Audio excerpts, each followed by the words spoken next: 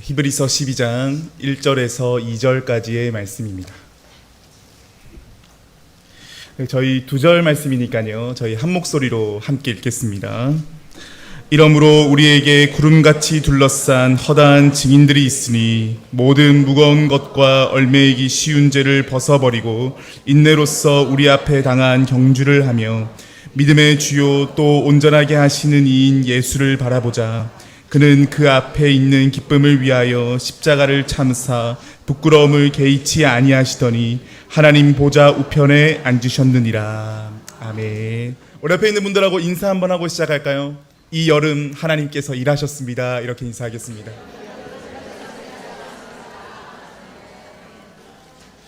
네, 하나님의 은혜 가운데 교회학교 여름 사역들이 잘 마무리되었고요. 각 부서의 여름 사역들을 통해서 하나님께서 우리 교회 어린이들과 학생들과 청년들을 친밀히 만나주시고 깊이 만나주신 줄 믿습니다.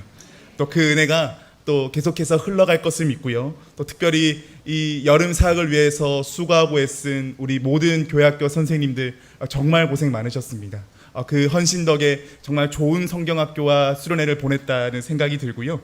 또한 일정들을 기억해 주시고 기도해 주시고 또 물질로 식사 봉사로 여러 모습으로 섬겨주신 우리 모든 분들께 깊은 감사의 말씀을 드립니다. 그래서 오늘 예배는요, 여러분들 그 주보에도 나와 있다시피 그 여름에 나눴던 그 사역의 은혜를 함께 곱씹고 나누는 보고 예배로 드립니다. 여러분 아시겠지만 여름 사역이 끝났다라고 해서 우리의 신앙마저 끝나는 건 아니죠. 여름 사역을 통해 받은 은혜가 크고 감사하지만 이걸로 충분하지가 않습니다. 우리에게 신앙의 좋은 흔적을 지니고 있다는 것은 참으로 소중한 것이고 감사한 것인데요. 믿음이라고 하는 것은요, 우리로 하여금 제자리에 멈추도록 두지 않습니다. 그 흔적을 지니고 있다면 이제는 어떤 방향을 지향해서 가야 될지를 이제 말해주고 있는데요. 오늘 본문을 보니까 믿음으로 사는 것이 무엇이냐라고 했을 때 달리기 경주로 비유를 합니다. 어떤 경주를 하라고 합니까? 1절 하반절을 보시면요, 인내로써 경주하라고 말하고 있습니다. 저는 달리기 하면 생각나는 때가 언제냐면 군에 있을 때 생각이 납니다. 아마 저랑 비슷하게 군생활 시즌 하셨던 분들은 군인들은 체력 검정을 하게 되는데 그때 꼭 들어가는 게 팔굽혀펴기와 또 윗몸 일으키기와 마지막에 3km 달리기가 들어갑니다. 이 3km 달리기가 이 군인들이 1년마다 한 번씩 이제 검정을 하게 되는데 이게 간부들한테는 인사고과에 들어가게 되고 병사들에게는 저희 부대에서는 휴가가 잘리는 이제 그런 일들이 아주 흉측한 일들이 막 일어났었는데 그 정도로 이 달리기라고 하는 게 굉장히 군에서 중요한 시간입니다. 3km 달리기는 제가 그 군에 있을 때 시절을 곱씹어 봐도 늘 쉽지 않았습니다. 한 2km 달릴 때쯤이면 갑자기 호흡이 가빠지기 시작하고요. 다리가 후들들 떨리면서 야, 이거는 사람이 할 짓이 못 되는데 라는 생각이 들면서 빨리 포기하고 싶은 마음이 아주 엄청나게 올라옵니다.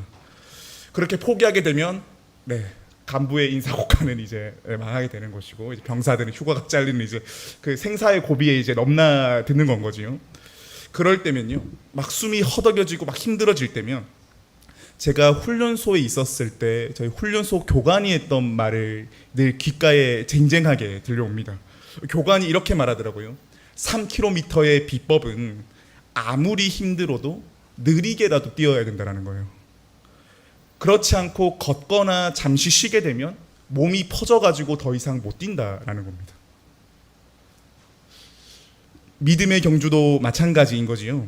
믿음으로 사는 삶을 살다가 멈추면 다시 뛰려고 할 때 시간이 많이 걸립니다. 왜냐하면 퍼져버리기 때문이죠. 그런데 느리게라도 계속해서 뛰는 자리를 지키고 하다 보면 새로운 호흡이 트여지게 되고 근육이 기억하게 되어서 계속해서 달리기 경주를 끝까지 이어갈 수 있다라는 거죠. 오늘 본문에 쓰여진 이 경주라는 단어가 헬라어로 아곤이라고 말하는데요. 여기에 다른 뜻이 뭐가 있는 거 보니 헬라어로 다른 뜻이 싸움이라는 뜻을 가지고 있습니다. 여러분, 싸움을 한다라고 했을 때는 힘이 세야 되는 것 아닙니까? 힘이 세야 싸움의 모든 관건이 결정되는 것 같은데 오늘 본문은 희한하게도 인내하라고 말합니다. 싸움을 하는데 인내하라고 말을 해요. 인내라는 말, 끝까지 자리를 지키고 남아있는 태도를 가리키지요. 저는 이 대목에서요, 히브리서 기자가 인생을 참 잘한다라는 생각이 듭니다. 싸움은요, 밀리면 끝이 납니다. 그래서 사람들이 이렇게 말하지 않습니까? 힘이 센 사람이 강한 사람이 아니라 버티는 사람이 강한 사람이라고. 우리는요, 가만히 있어도 세상은 거센 싸움을 걸어옵니다. 온갖 다양한 형태로 말이지요. 이때요, 우리는요, 상처가 나고 다치기도 하는데 히브리서는 우리로 하여금 그 자리에 견고하게 믿음을 붙잡고 인내할 것을 말해줍니다. 근데 여러분, 사실 우리 다 인내하고 싶지 않습니까? 근데 참 쉽지가 않지요. 참 어렵습니다. 성령의 열매 중에도 인내라는 열매가 있는데 그 인내라는 열매가 제일 맺기 어려운 것 같아요. 이런 명령들에 계속 노출되다 보면 사람이 어떻게 됩니까? 이 지치게 되고 힘들어지면서 이내 신앙을 포기하게 만들고 무기력해지게 됩니다. 그런데 오늘 말씀을 보니까요, 죄를 벗어버리고 인내로서 경주할 수 있는 이유가 있다는 거예요. 이 인내의 경주를 끝까지 달려갈 수 있는 근원이 있는데 그 부분이 어디 있느냐? 오늘 우리에게 주신 말씀 2절 말씀 함께 보겠습니다. 2절 저희 같이 한번 읽어보겠습니다. 믿음의 주요 또 온전하게 하시는 이인 예수를 바라보자. 그는 그 앞에 있는 기쁨을 위하여 십자가를 참으사 부끄러움을 개의치 아니하시더니 하나님 보좌 우편에 앉으셨느니라. 아멘. 히브리서는요, 아주 단순하게 말합니다. 그리스도인이 인내로서 믿음의 경주를 끝까지 달릴 수 있는 이유는 예수님이 계시기 때문이라는 거예요. 다른 어떤 조항을 붙이지 않습니다. 믿음의 걸음을 꾸준히 걸어갈 수 있는 이유는 예수님이 계시기 때문이라고 말합니다. 그리고 오늘 우리가 주목해서 볼 한 대목은요, 말씀의 2절 말씀의 끝부분을 보니까 예수님을 가리켜서 어떻게 말하는 거 보니 하나님 보좌 우편에 앉으셨느니라, 이렇게 말해주고 있습니다. 자, 우리가 예수님을 생각할 때 어떤 생각을 보통 많이 하십니까? 이 땅에서 3년 동안 공생애 하셨고 십자가에 못 박혀 죽으시고 부활하셨다. 우리가 평소에 생각하는 예수님의 모습은 대부분 여기에서 그치게 됩니다. 그런데 오늘 본문은 뭘 말하지요? 우리 주님께서 십자가에 못 박혀 죽고 부활로 그 사역이 끝난 게 아니라 승천하셔서 하나님 보좌 우편에 앉으셨다라고 말을 합니다.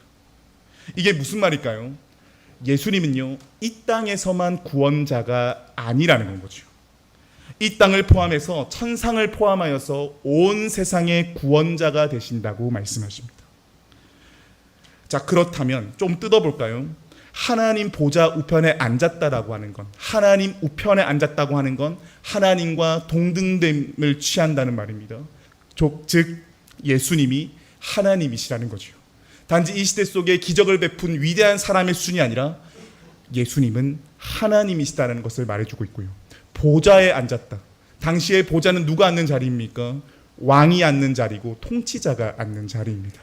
자, 그럼 이 단어들을 조합해 보면 우리 예수님은, 하나님 보좌 우편에 앉은 예수님은 어떤 분이라는 겁니까? 지상과 천상을 아울러서 온 세계의 통치자 되시는 하나님이 바로 예수 그리스도시라고 말해줍니다. 하나님에 대한 시선이 여기까지 열려질 때요, 우리는요, 내가 살아가는 이 세상을 새로운 시선으로 볼 수 있습니다. 이전까지는요, 세상이 집어주는 지식과 정보와 걱정과 염려에 휩쓸려 갔습니다. 지금 경제가 많이 어렵다는데, 지금 여러 가지 통계적으로 어렵다는데, 물론 우리가 참고해야 될 부분입니다. 근데 이전에는요, 이 통계에 내 인생을 다 썼어요. 하지만 우리 주님이 하나님 보좌 우편에 앉으셨다라는 것을 알게 되면 내 인생은 통계와 확률과 경험이 다스리는 게 아니라 온 세계를 통치하시는 하나님이 나를 다스리신다. 하나님께서 내게 주시는 결론은 패배가 아니라 승리이다 라고 하는 하나님만이 주실 수 있는 현실 감각을 이 사람이 지니게 됩니다. 이걸 가리켜서 뭐라 그러느냐? 사람이 영적 감각을 지니게 되었다고 표현하죠. 말씀을 준비하면서요, 이 대목을 제가 곱씹는데 중고등부 때 여름 캠프 갔었을 때 했던 주제가 하나 생각나더라고요. 이렇게 하나님이 통치자이심을 믿으며 살아간다는 건 다른 말로 말하면 어떤 말일까? 하나님을 백으로 두고 살아가는 사람이다. 이런 표현을 쓰더라고요. 정말 강력하지 않습니까? 우리 주님이 그런 주님이라는 거지요. 이걸 알았던 성경 인물 중에 한 명이 바로 우리가 요즘 새벽에 살펴보고 있는 사도 바울 아니겠습니까? 이 사도 바울 예수를 믿게 되어서 복음 전도자로 살아가면서 1, 2, 3차 전도 여행을 하게 되고 지금 우리가 읽고 있는 본문 대목에서는 이제 죄수의 신분으로서 로마로 가게 되는 그 여정을 가게 됩니다. 예수를 믿고 복음을 전하는데 어떤 일들이 일어나지요? 늘 환난과 시험과 핍박 속에 바울의 삶은 늘 진행되고 있습니다. 예수를 믿고 복음을 전하면 좀 상황이 펴지고 좋아지는 것들이 많아야 될 것 같은데 근데 그 삶은요 계속해서 꺾여질 수밖에 없는 삶을 살아갑니다. 하지만 바울이 어떻습니까? 믿음을 포기합니까? 아니죠. 믿음의 경주를 끝까지 달려갑니다. 왜 그가 그렇게 할 수 있었느냐? 우리는요 사도 바울의 서신서를 통해서 사도 바울이 가지고 있는 세계관을 볼 수가 있는데요. 에베소서 1장 10절 말씀입니다. 저 에베소서 1장 10절 말씀 같이 한번 읽겠습니다. 하늘에 있는 것이나 땅에 있는 것이 다 그리스도 안에서 통일되게 하려 하심이라. 아멘. 사도 바울은 지금 예수님을 어떻게 보고 있는 거죠? 단지 한 시대에 기적을 많이 베푼 위대한 인물로 보지 않습니다. 하늘에 있는 것이나 땅에 있는 것이 그리스도 안에서 다 통일된다라고 말을 하죠. 여러분 바울이 에베소서를 쓸 때 어디에 있었습니까? 감옥에 있었습니다. 사람이 보통 감옥에 있다라고 하면 자기의 삶을 어떻게 보는 게 좀 자연스럽죠? 비관적으로 보는 게 자연스럽습니다. 그래서 우리 조금 발칙한 표현을 쓰면 아마 감옥에 있는 상황이라고 한다면 이번 내 생은 망했다라든지 이 세상은 정말 소망이 없다라든지 이렇게 자기의 삶을 해석하는 게 맞아 보이는데 근데 바울은 어떻게 말하지요?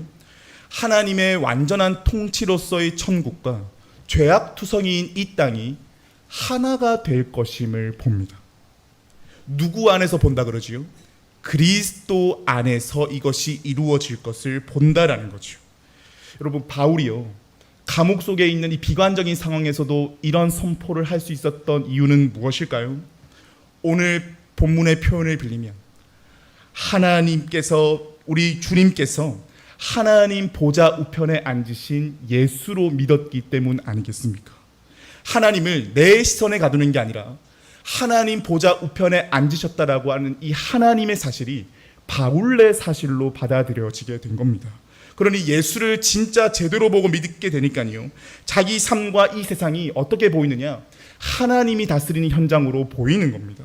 그리고 그 마음엔 기대와 새로운 설렘으로 가득 차게 되는 건 거죠. 간절히 바라기는요. 오늘 이 보고 예배를 드리는 우리 모두에게도 이 믿음의 시선이 주어질 수 있기를 축복합니다.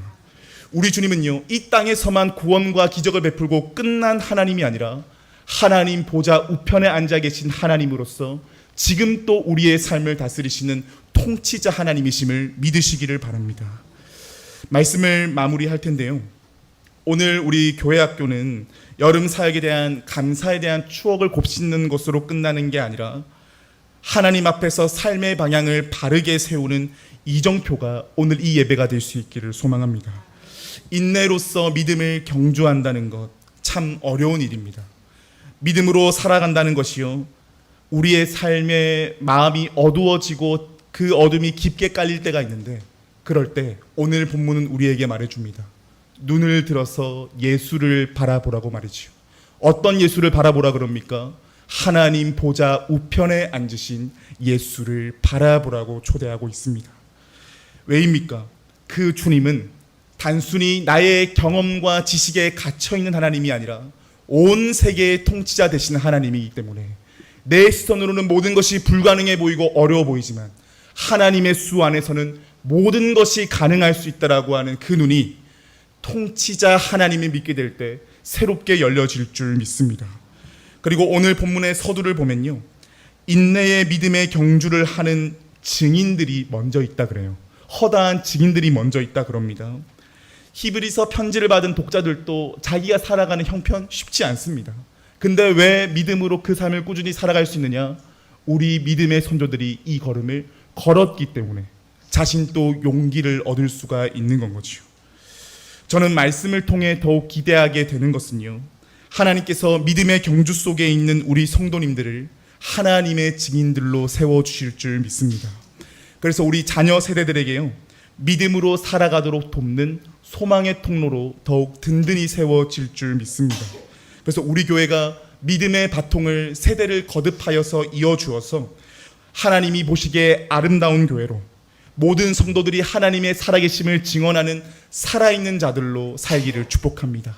그래서 우리가 보좌 우편에 앉으신 예수님 때문에 새로운 삶의 소망을 지니며 내 시선으로 봤을 때에는 지금 어두워 보이나 하나님께서 반드시 우리에게 패배가 아닌 승리를 주실 것을 기대하며 하나님의 꿈이 이루어지는 것을 볼 수 있는 사랑하는 모든 주의 권속들 될 수 있기를, 특별히 우리 교회학교의 모든 인원들 될 수 있기를 주님의 이름으로 축복합니다. 함께 기도하겠습니다. 사랑과 은혜가 충만하신 하나님, 오늘의 말씀을 통하여서 우리 주님에 대한 시선이 새롭게 열려질 수 있기를 소망합니다. 우리 주님은 단순히 이 땅 가운데에 우리를 위로하여 주시고 기적을 베푸시는 하나님으로 끝나는 것이 아니라 온 세계의 통치자 되시는 하나님이심을 바라보며 하나님의 통치 속에 내 인생과 우리 가정과 우리 교회와 우리의 일상이 있음을 바라보며 나아갈 수 있는 우리 모두가 되게 하여 주시옵소서. 그래서 나의 한계에 있는 상황 때문에 늘 가슴 아파하는 것으로 끝나는 것이 아닌 사도 바울과 같이 하늘에 있는 것과 땅에 있는 것이 그리스도 안에서 통일되게 하는 것을 보는 그 비전의 사람이 된 것과 같이 우리의 삶도 말씀에 잇대어지고 믿음에 잇대어짐으로 하나님께서 하시리를 더욱 기대하며 나아가는 생명의 사람, 비전의 사람이 되게 하여 주시옵소서. 그래서 우리 교회가, 우리 교회 학교가 믿음의 바통을 전수하여 주는 복된 교회로 세워질 수 있도록 우리를 살피시며 인도하여 주시옵소서. 우리의 말씀과 삶 속에 역사하시는 우리 주 예수 그리스도의 이름으로 기도드립니다. 아멘.